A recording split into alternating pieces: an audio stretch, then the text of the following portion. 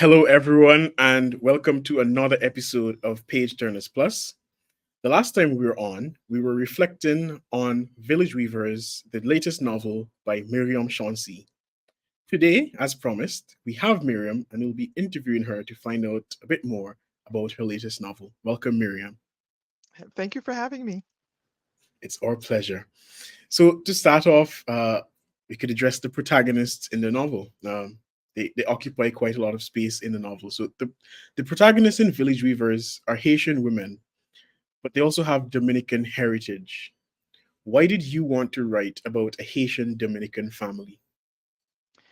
The inspiration for the novel came from a missing generation of my mother's family, including my mother, who passed away in 2019, as did her entire sibling group, who were of different ages, spanning maybe 15 years altogether, and some of her half siblings in another family.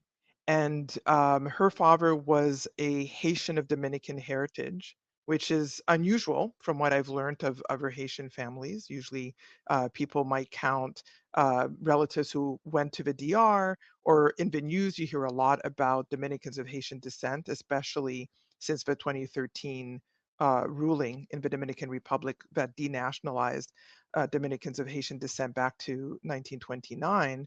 And so, in working on the novel, inspired by this generation of my mother's family, I wanted to draw on some of that heritage as well, since it's not very well known and presents a different way of seeing the island. And so that's what I set out to do in the novel. Okay. You pay a lot of attention to class dynamics in the novel, and in a Mhm. very impactful scene, Sissy informs Gertie that she's not an outside child in the context of her family. And we also witness the ease with which the Ascendors move back and forth between Haiti and the Dominican Republic, which is the contrary of what happens with the difficulties that Iris and David have, for example. Right. So, can you talk us through why the issue of class is so important in this story? Um, it's important in the story in the novel because it's important on the island and it's important in Haiti. I'm guessing it's probably important across the Caribbean. But there are ways in which, especially in Haiti and also in the DR, sometimes we don't focus on class or we don't focus on issues of marginalization due to class because we have a propensity, especially on the Haitian side, to say that because of a revolution, because of a constitution that makes of all Haitian citizens a black people, right, irregardless of race or ethnicity, that we don't, you know, perhaps perpetuate notions of colorism or class, or as some people have told me in reaction to the novel, of caste, right? So, really, in fact, what's happening is a caste system that is delineated along class lines, and sometimes, especially in the Dominican Republic, along lines of color. And so that's why the novel needed to focus to some degree on this, and then focusing on the issue of illegitimacy in the Caribbean, being inside children as opposed to outside children. There comes into play a question of class as well, because often the children who are in the outside, who are not considered part of a legitimate inheritance line or so forth, or not part of a consecrated marriage, are considered to be of another class, and they're treated that way. And so, what I toggle between there are class issues that have to do with hierarchies in terms of a social strata, but also how being part of a legitimate, considered legitimate or illegitimate, also binds people according to the class system, and then how that plays out. But as your question points out, one of the things that I also wanted to trouble was this idea that the children who come out of quote unquote illegitimate unions have that sense for themselves of themselves, because actually that isn't always the case. That within the other family construct, and in Haiti we also have ideas of plaçage or ménage. I don't know if these words circulate in other parts of the Caribbean, but they are family units where people are not married in the church, and they're not necessarily illegitimate either, if that makes sense. So plaçage is when somebody is in a union. Maybe it would be akin to a civil marriage, where you're considered married maybe by law, but you're not married. You don't necessarily go to a justice of the peace. You don't necessarily go to a church to be married. Like a But you're common law marriage, what it's might like a describe as a common law, common law marriage. exactly, common law marriage. But so, and plaçage literally means placed. So you're placed in a union, and ménage is more loose. It can be a marriage, just like it can just be girlfriend, boyfriend, that kind of thing. And that kind of construct goes all the way back to African marriage rituals. So this also exists in Haiti, side by side with the church marriage and the people who are outside the church marriage. But what that means is that in the families where perhaps the children are not an issue of a church marriage, they're not necessarily considered illegitimate, so to speak. And of course, whoever is raising them with a sense of who they are, right, in a larger context. So I wanted to play with that so that Sisi in the novel, who is the outside child, doesn't have a sense of herself as being outside of anything until, of course, she uncovers the bigger secret of her paternity. That was really just thought provoking in itself, that answers, and now I want to go in a different direction. Forgive me. No Already I worries. know. Um, that as you said, the story of Cece and Gertie's relationship, which begins as a friendship and becomes a sisterhood, not without giving too much away, um, is is is the center and the heartbeat of the novel in lots of ways. And we were wondering when we had our reflection discussion if this was in fact an analogy for the Dominican Republic and Haiti itself, which share an island, Yes. and claim it differently, if you like. But we kind of forget that they have this very simple demarcatable shared space, which is one, Right. actually. Now, we often, I think, mistakenly talk about the Caribbean as, each place is an island. Lots of places are more than one island. Some places we Right. have two countries on a single island. Right. St. Martin is one example. Yep. Hispaniola, the Dominican Republic, and the DR is another. Right. Is that did we get our finger right on that? That you're kind of that their Yes. relationship is kind of synonymous Yeah. with the relationship of the two countries. Absolutely. I mean, what I do in this novel that maybe is different from the previous one or some others is that because you have fewer voices, it's a much more intimate novel. And so you could read it as just about the intimacy between these two people and what goes wrong, right, in that intimacy. But because of the Dominican connection, then it's also about the intimacy between these two nations, and yet the huge wedge between them that is very difficult to overcome. And yet, we reside on the same island. Often, when you meet outside of the island, there's a sense of kinship, especially in the United States in particular, where there's been a lot of work done around the color and race issue. But on the island itself, it's as if these are completely different worlds. And yet, I mean, going back to Francine's earlier question about the ascendants movements, when there is class privilege, that border doesn't exist.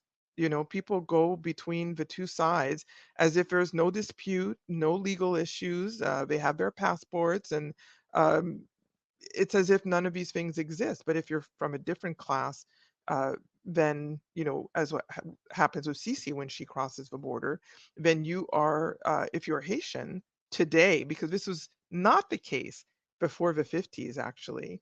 Well, actually, before the 30s, before 1938. But I would say through to the Duvalier regime, there was more of a flow between the two sides of a country. But now, if you have a Haitian passport, or if it says Haitian in your passport, even if you have a passport from another country, you will be demonized on the DR in the DR side. So um, I think what happens in the relationship is that they really have to work out what privileges each has had and how that influences their relationship to one another, which is also, I think, the way Dominicans and Haitians relate to one another across these divides, whether they recognize that there is kinship or they decide that they have nothing to do one with the other. And then if you decide that you do have something in common, how do you overcome this history? That places you in a very different position globally, but even within a family. I also want to sort of follow up on the whole Cece Gertie dichotomy, if you'd call it that. Hmm. So Cece, who quote unquote is the outside child, was placed in a happy household, while Gertie grew up in an unhappy household in a fulfilling marriage. So, did you intentionally do that, or and if so, why? Well, when you're working on a novel, the characters, you may have good intentions when you begin, and then the characters go in their own direction. They start letting you know who they are and what decisions they're making and why they're making those decisions. So I didn't know exactly how they were going to evolve, as I was working on the novel. But there was a sense that, so first there's the idea that I wanted to turn on its head this idea that the outside children are unhappy and the inside children are happy, just by dint of being legitimate or having privilege, because in fact sometimes there's a lot of unhappiness that comes with upholding social expectations or social standards that are unfair, generally speaking. So they seem to benefit people, but sometimes what you inherit with that is a lot of baggage that is unhealthy. So this is what Gertie experiences in her family, where she's stigmatized because of her skin color. She's of darker skin, and the more middle upper class family looks down on her for that.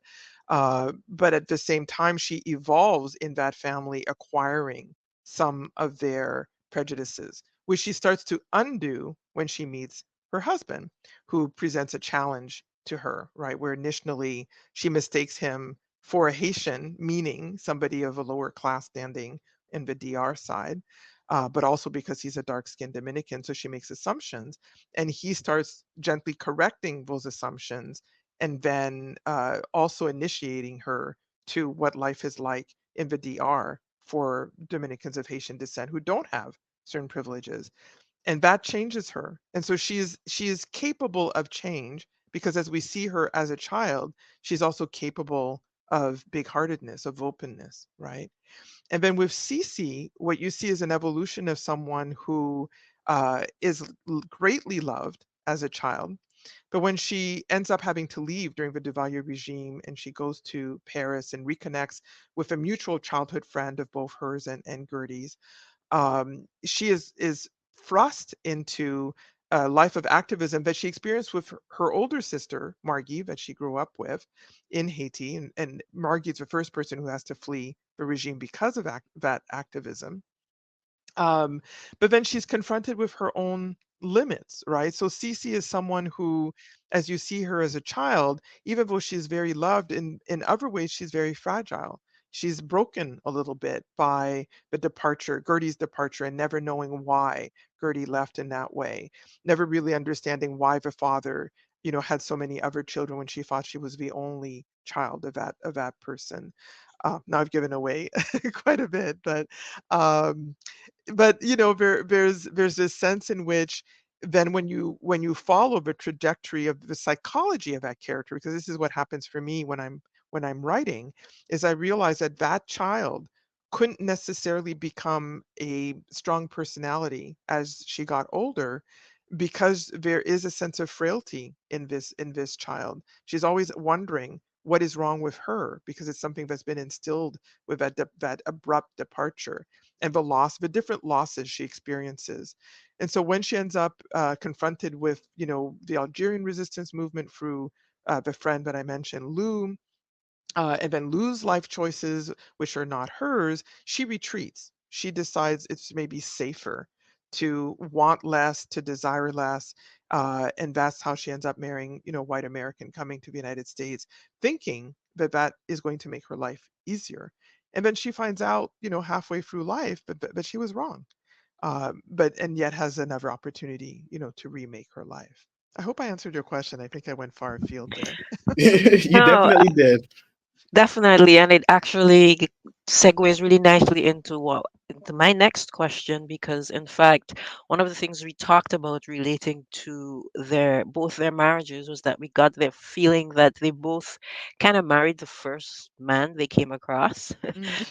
And we found that they were both pretty non-confrontational women. Mhm. However, they both had very strong mothers. So Right. Could you explore a bit, like, why did you want to navigate, two Yeah, non-confrontational daughters who came from very strong mothers? yeah.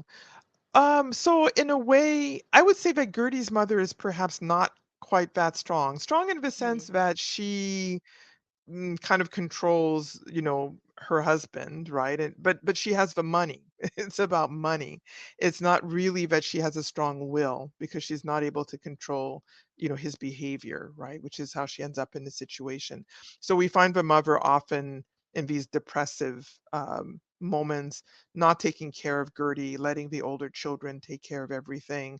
But if you could argue, one could make an argument that the older sister Andre becomes the mother figure. And in that sense, yes, Gertie has, the example of very strong women on her side who just want things the way they want it. And, she could become that way and she doesn't quite. What I was reflecting on, going back to Raul J's initial question about the novel and the two protagonists and where they came from and the inspiration, I was really thinking of that generation of women in my family who would have been born in the 20s to 30s. So they're coming of age in the 40s and 50s. And so they're in a sort of different how can I explain this? It's like the women who came before them had many more or different challenges, so to speak, whatever class they came out of at the turn of a century, then a little bit later in post occupation, and there's a kind of feeling, especially in the 40s, that Haiti is becoming prosperous, has an opportunity to really come into its own. There's a lot of global interaction, people coming, for the World Expo, right, that happens in 49 that the girls witness. But there's also a sense, I would say, having studied, the role of Haitian feminism from the 20s onwards, there is a kind of sense of being able to kind of relax, that you're a young woman coming of age, you're no longer fighting for all the things that your mother, your grandmother fought for. You have more choices, you have more opportunities available to you. And I think this is true across, different class strata. And so, but at the same time, part of that availability of choice means that you don't feel like you have to struggle uh, as in as many ways. You don't have to, period, but also you have a choice not to struggle. At the same time as you're confronted with a number of decisions about your identity, about immigration, about how you face things like dictatorship, whether you stand up or you don't stand up, that you don't have a choice but to have to think about because it's the country you're in and what's happening at that time. And even if you leave, who you're connected to back in the home country. But I wanted to capture not only what that generation, at least for me, was like, the kinds of choices that they faced or didn't have to face, but also, you know, it's hard to describe, but when we think about Haiti, we think of, I think in general in the Caribbean, we think of, the revolution, we think of certain actors, even during the occupation, or we think of people who fought against the dictatorship, especially in the late 50s.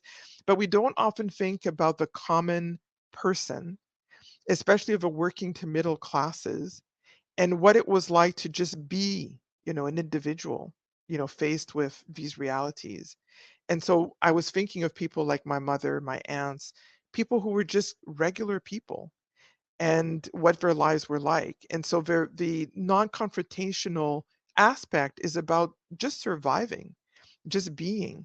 But I also felt like those women needed a story, needed a place, and that's, this receptacle of a novel needed a place to sort of be expressed, even though it's not extraordinary, it's not heroic, you know. But it does come with a set of challenges that I think many women of that generation had to face. And sometimes the decision was just, well, how do you get through? How do you have a family? How do you come out the other side? Or how do you fulfill yourself in a way that feels like you do stand up for certain issues, even if your personality is such that you're not going to march, in the front lines, and this is especially true of Sisi, who becomes a children's book writer, illustrator. where it seems like a modest choice, but it's what she can do and what makes her feel fulfilled, in the end. I think it's really excellent that you did that, because it's not only in fictional writing, but also in nonfiction, historical writing. The role of women in resistance, rebellion, revolution is often overlooked. That's I mean, true. particularly in like well regarded um, history books, the role of women in revolutions, especially in the Caribbean, have been overlooked. So I really appreciated your answer there. Kesua? Yeah, I was going to say, just pinging off the back of what you were saying, Miriam, about Cece's choice to become a children's book writer, and we know that her book isn't just any old, and that's not to say there are any old children's books, but it's a really Yeah, impactful book, and it changes Gertie's relationship with her own daughter, that's right? right. You're And so right. it's not just kind of, it's not even then what might seem like and not on the barricades kind of choice is still massively influential for people's lives. It still has the Yeah, ability to change absolutely. relationship, which is so lovely. I want to disagree with you a little bit though. What you said about they're not extraordinary women, because I think sometimes, I mean, I like Please to disagree do. anyway, right? Please do. I mean, because I think the nature of the times that they live in make them extraordinary characters and work Mm, and their story compelling, right? Because mm, these characters born in the mid 1930s, they're young in the early 1940s, they're old in the turn of the 2000s. So they right, see this kind of the Haiti that they grew up believing they would live in versus the Haiti that they live in, and then the right. Haiti that they die watching are just completely Different. different. Yeah. And I think for me as a kind of historian, that was something that I really valued. I don't know. Mm, This is so awful to admit, but as a historian of the Caribbean, I'm still not brilliant on every single island's or sure. country's None of trajectory us at every. are. Thank you. There's- And so I I mean, know a I little learned bit a about. lot. I know a little bit about a lot, but not a lot about a lot as well. And so But I I learned a was lot, really like researching different aspects of these decades, actually. And I so. know And a what lot about Haiti, but I learned more. which is amazing, right? Because I mean, this is why we love history, because you can always learn more. And the more you learn, the Absolutely. more you unravel. There's so much more that becomes apparent, and you wish you'd known more before. But the 1940s, in particular, I think in Haiti, I kind of just discovered this decade where there was a whole other revolution, according to Matthew Smith, right?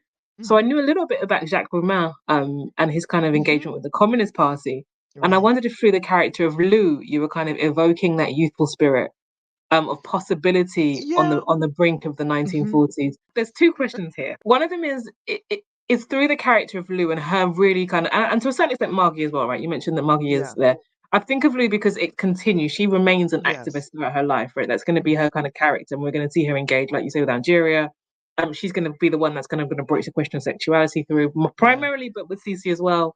Hmm. Um, and so there's that kind of, well, she's one kind of with a revolutionary spirit. And I Right. wonder if there's something about her privilege as an Italian Haitian that she's going Yeah. to be allowed to kind of agree to disagree politically fundamentally and feel confident and comfortable doing so. The second question was just about other Haitian writers. So I heard about Marie Vieux Chauvet was the name I got, Marie Chauvin. Hmm. who has I think written about this character, this kind of time period similarly. And I wondered if Yeah. for you're kind of in conversation with her work a Oh, little that's bit or not interesting. at all. Yeah. Ooh, that's interesting. So let me start with the central one about Lou. And then I'll come back to the Haitian women writers. I know you said some other things, but they were all right. I don't think I need to like repeat some of the things you said because all of those things were right. But in terms of Lou and maybe the connection with the writers of that period, the male writers, I think because you're thinking about Jacques Romain. So some of what I thought about, so Lou is, yes, so she's Italian. She's of Italian heritage. Her parents immigrated to Haiti, and there were Italian immigrants to Haiti. And from what I've been told, from my parents' generation, is that they were people who would actually integrate into the communities. So they, had shops like the Lombardos do in the novel, and they spoke Creole fluently, and they were, they integrated and differently from the Syrian or Lebanese people who came and became part of a merchant class, many of whom did not intermarry. Mm. And so Lou has she has that kind of integrative, aspect to her that her family has, at the same time as she does, of course, have their privilege, their wealth. And so she's able to navigate the culture with a lot of ease because she is able to, no pun intended, weave in and out of Haitian culture.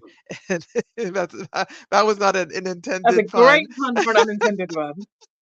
But so she's able to, and so sometimes there are things she doesn't get, when she's younger. There are things that she doesn't understand about what's going on between Cece and Gertie. Never mind that she doesn't know the secret until later, between them, what breaks them up. But she doesn't really understand their class difference and why they're at odds, because she's just, her privilege allows her to get in and out of so many spaces, including the Vodou spaces. And this is where her nascent sexuality when she's younger, her curiosity in terms of, the Vodou, it kind of explodes into her awareness or understanding of activism, but later on, because when she's young and when she leaves Haiti, she's just beginning to understand what's going on. And it's her older sister, Kiara, who is the one who is much more involved, as is Cece's older sister.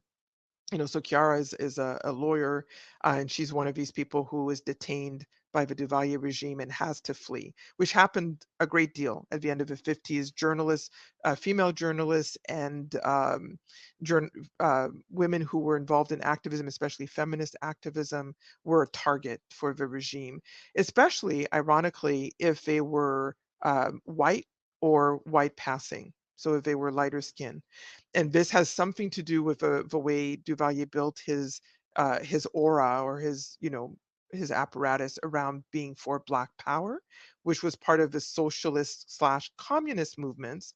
So he appeared to be for Black Power, and one of the ways that he covered over that he was beginning a dictatorship was to target the elites or the light-skinned elites, with this idea that he was trying to bring the nation back to a Black Power, you know, um, moment, but he was getting rid of the people who, in fact, were for equality, you know, who were for, lack of colorism, lack of, hierarchies, or who were using their privilege as a way to help those with less privilege. So he was getting rid of those people, especially if they were women.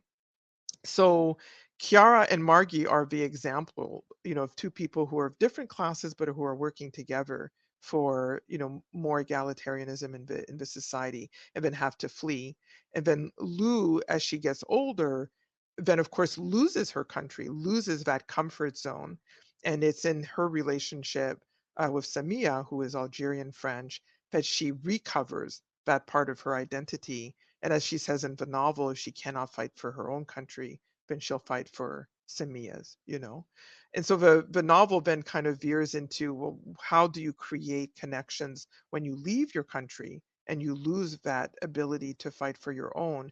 Who do you fight for or with? And then this is also a question that Cece will have to ask herself when she ends up in France, and at first joins in, but then is not able to go, the whole distance.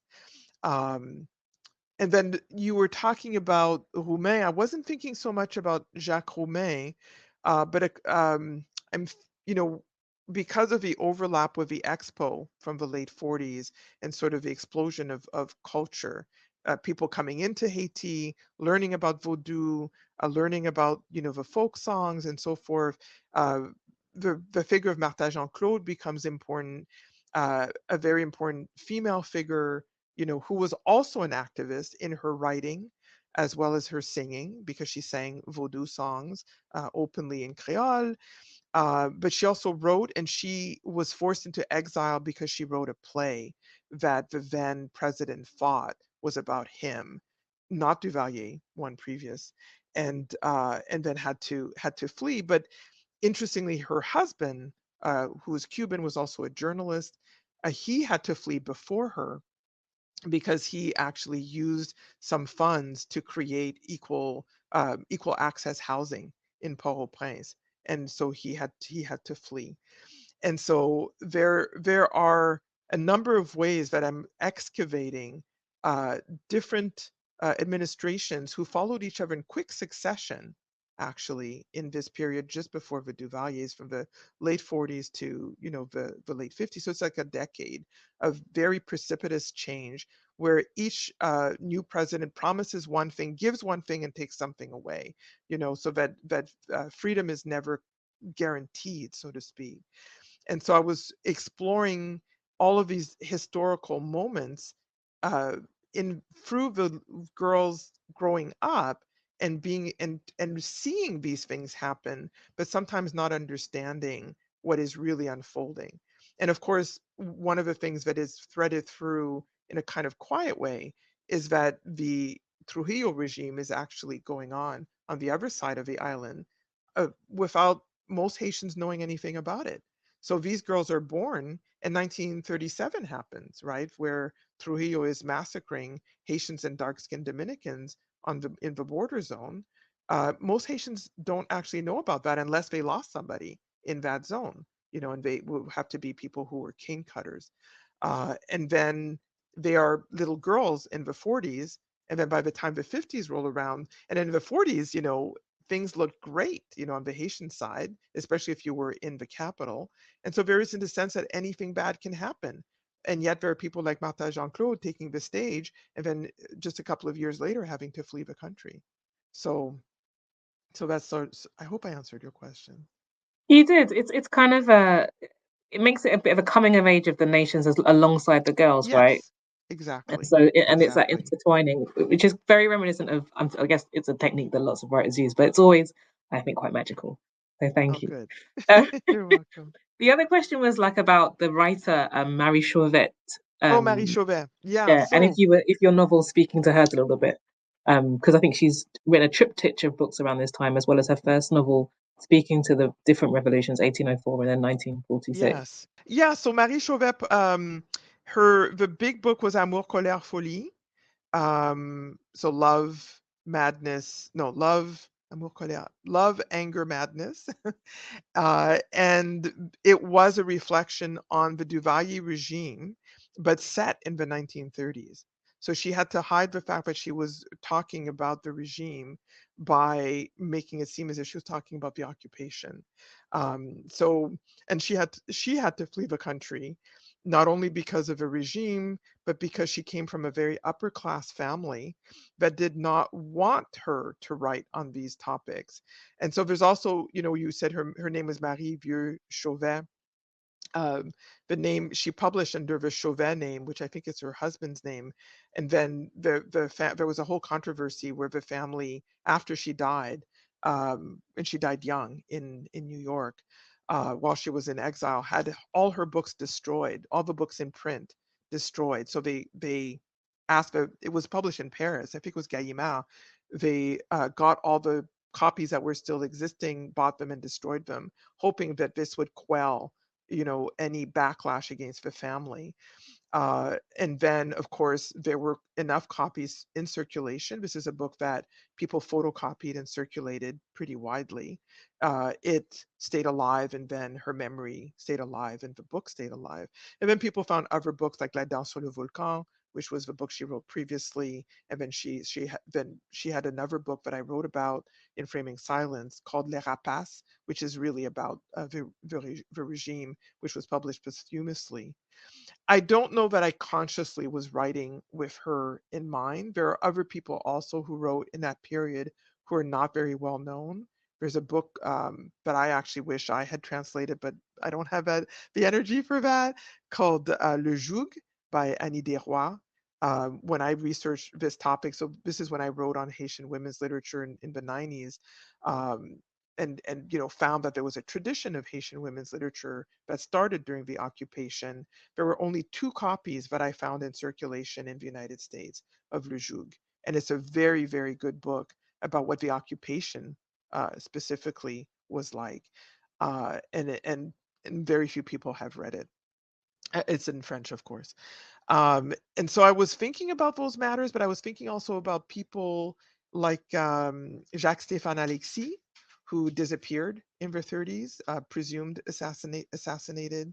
There was, um, let me see, there's somebody else that I mentioned in that particular moment. Well, uh, there was the leader, the president just before Duvalier, who was part of the Peuple Mouvement Solidarité. So there's a mention of this popular movement, which became a socialist slash communist movement, which both had people in the administration who were politicians, but also people who were part of a cultural, scene, like journalists. Martha Jean Claude's husband was part of this organization, uh, and so I was trying to reflect more on the activist groups of this period, which overlapped with people who are cultural producers, if that makes sense. So I was thinking more about the popular movements that were going on in the country and how the girls, especially Lou, as you're pointing out, know something about those movements. And then as they move out of a country, have to decide how connected they remain, with that perspective. And so, but in terms of her writing, I think, those early women writers were really responding to a particular moment.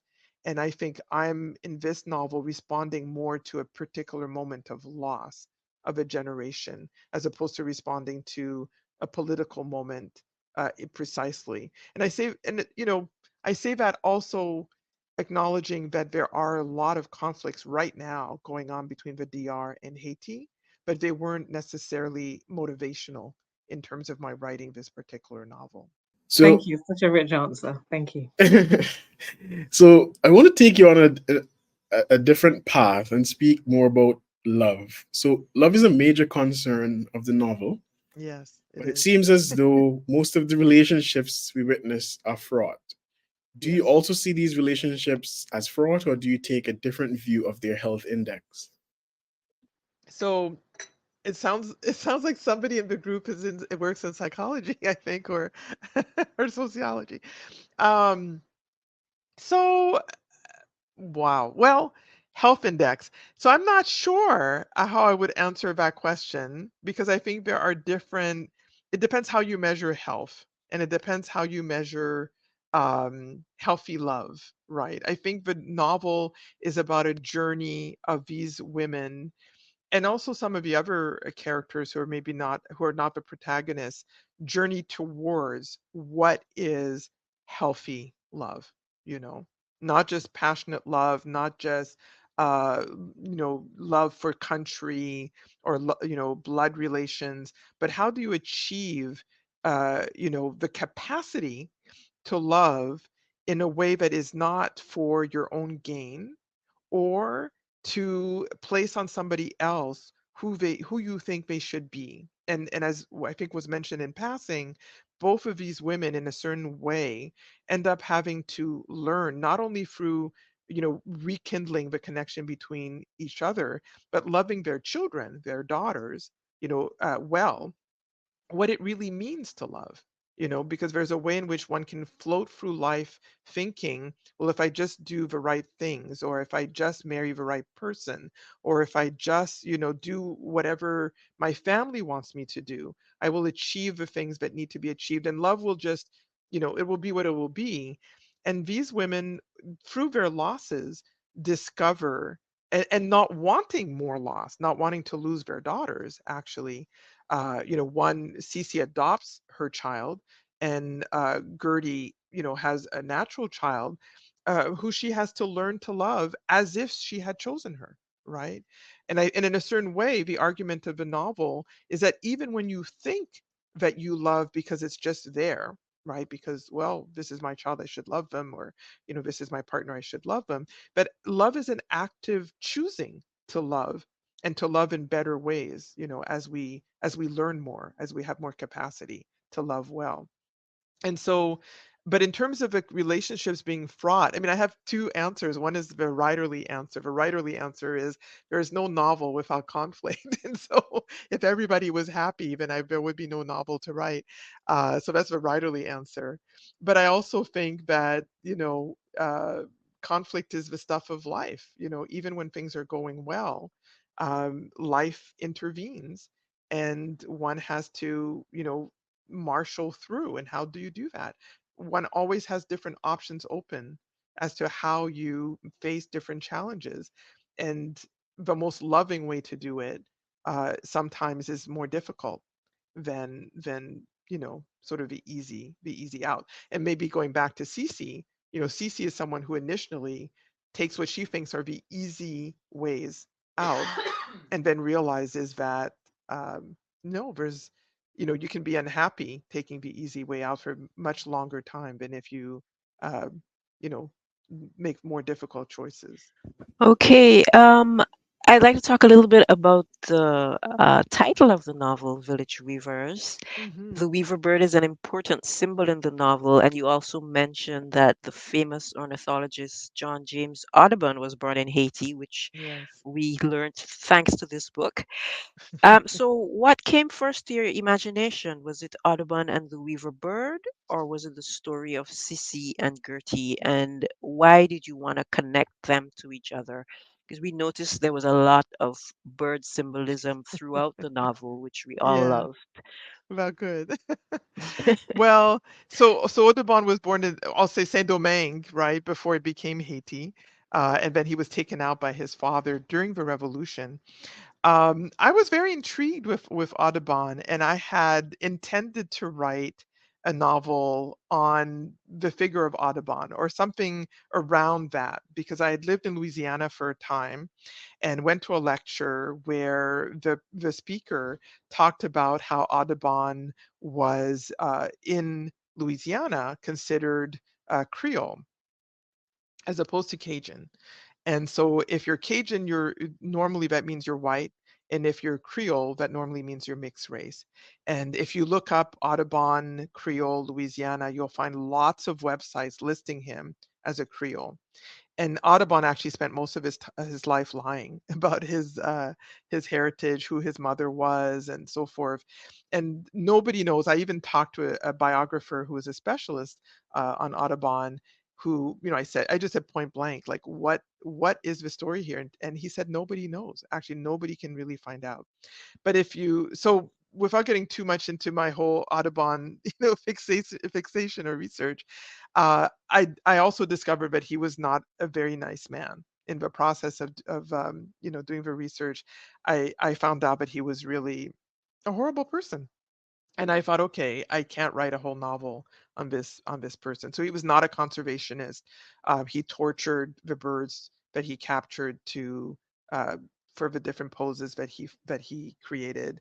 And but what brought me to Audubon was how he saw color, right? And when I initially investigated him, I didn't realize that he was born in the Caribbean, and I didn't realize he was born in Saint Domingue.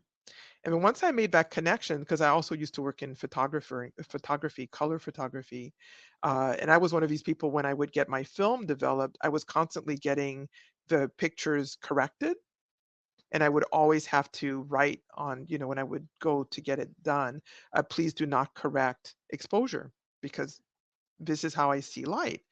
And part of how I see light is because I'm Caribbean born person and I see things in a very saturated way. So you can put me in a very gray landscape, like I've been to Iceland and it's very, very gray. And I'm always photographing the pops of color because that's what I see. That's what my eye looks for. And so as I abandoned the novel on Audubon, what I retained was what I learned about birds and then what I learned about birds, especially of Saint Domingue, Hispaniola, and I continued doing the research on the birds rather than Audubon. And I just discovered there was so much there. And I just love birds in general. And I know in the Caribbean we have a lot of sayings about birds coming to visit you and the ancestors visiting you. And I just thought this would just be a beautiful way and I also think, this is something I lent more to Cece than to other characters, but most of the characters become birds. Even Martha Jean Claude is a peacock, like they are all associated with different birds. But I thought this is also a way that children, associate with the natural world. I mean, I've always noticed children notice birds quite a bit. And so for her to associate, her like Gertie with a bird, or how she remembers someone with birds. I mean, Gertie does similar things. Like when she first meets Manuel, she compares him to a bird. And so that's what I retained, and I wanted to make that a big part of the novel, in the same way that I think Audubon had been captured by the birds in his childhood and by color, and then chased the birds of America. But I was searching for the birds of Hispaniola. Thank you very much, Miriam. And Francine, I think that was a lovely question to end our program in terms of delving more into the title of the novel. So, unfortunately, we are out of time. But before we leave, as always, we have a special treat for our viewers. We will have a reading by Myriam Chancy. And just to let you know that the next novel that we'll be reflecting on would be Fire Rush by Jacqueline Crooks. Stay tuned for the reading, and thank you for joining us. Hi, everyone. I'm going to read a short excerpt from Village Weavers, a novel about two Haitian girls who meet as childhood friends and then are in and out of each other's lives over a 60-year period.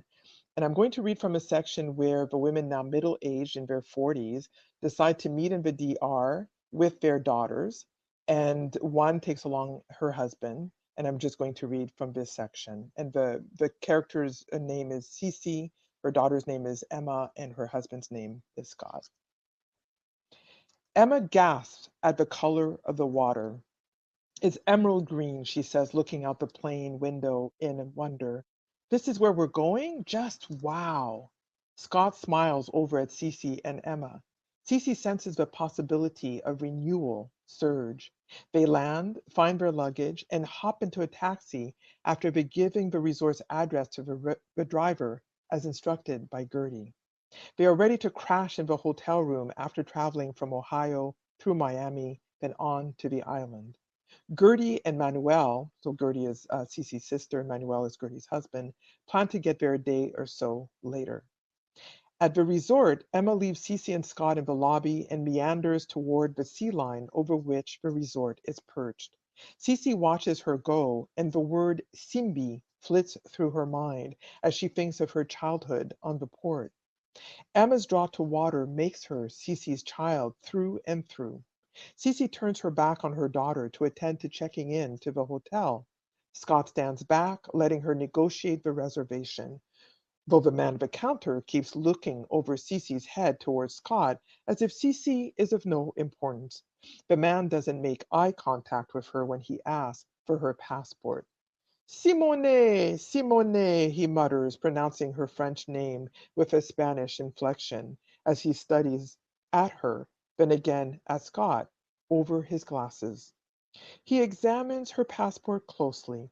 It says here you were born in Port-au-Prince. He puts out a brown arm against hers. You are lighter than I am, and I'm no Haitian. He laughs. Well, I was born there. Soy de aquí, she says. Do you want my husband and my daughter's passports? Aquí is not Haiti, senora. Please don't make this mistake. There are two sides to this island, he corrects her. He wears a name label that says Federico. He places a hand sideways, level with the counter, sweeping to one side, then to the other. And we have nothing to do with the other.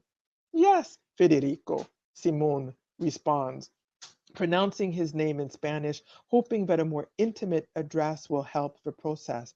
This is my husband, she points to Scott. He is Haitian too? Federico laughs. He gestures to her. Is there a passport for the child on the reservation? I do not see her. Your daughter? She went out to the beach. Cece looks over her shoulder to see if she can spot Emma, fears for an improbable moment that a Simbi has caught her, turns back, hands over the other passports. Don't worry, she'll be fine. We'll go collect her when we're done here. But how do you come to have been born over there? Federico continues, pointing over his shoulder. I'm Haitian, Cece says, aggravated, as if grains of sand are trapped in the sides of her shoes. Some of us are Haitian. Federico raises an eyebrow, then taps away at a keyboard connected to a screen next to the counter. I am sorry to tell you, madame, that we do not have a room for you this evening.